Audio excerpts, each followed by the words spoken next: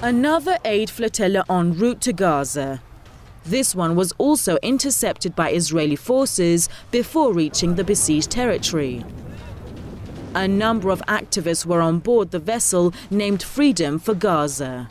This is the second ship intercepted en route to Gaza in a week. Israel says its forces stopped the flotilla in line with international law. The question is, does international law allow one to impose a blockade on a people with the intention of starving them into submission? They're accused of illegal action, but they have been seized in international waters, anywhere from 40 to 85 miles in international waters. Some of them after they have turned and are going away from Gaza and Israel. So that's the first part. The second part is that the blockade is not legal.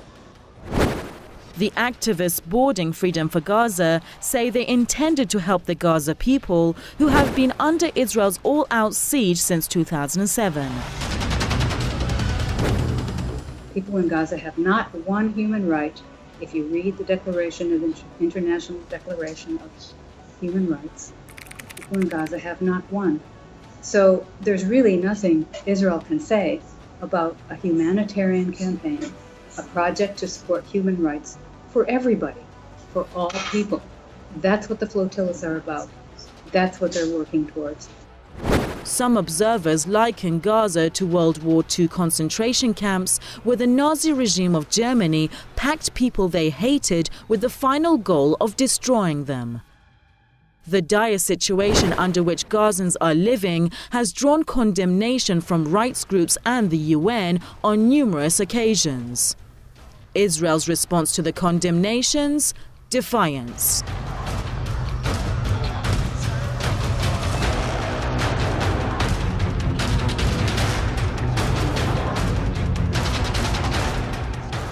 Israel and Hamas have engaged in sporadic fighting over the past couple of weeks.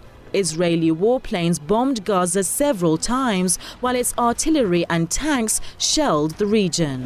The attacks left a number of casualties on both sides.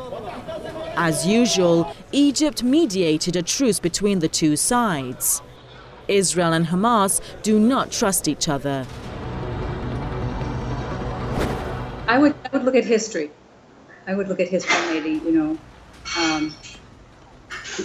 Arafat shook hands on an agreement too, but it soon was broken. Every ceasefire that's been declared has been broken by Israel first, before there's been any implementation of, let's face it, enhanced fireworks being fired that cannot even be aimed towards Israel into the desert.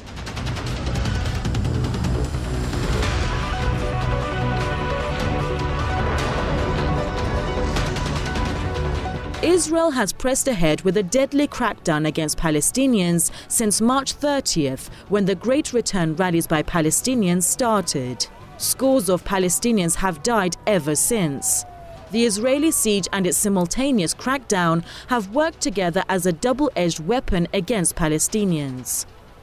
The pressure has failed to make the people of Gaza surrender.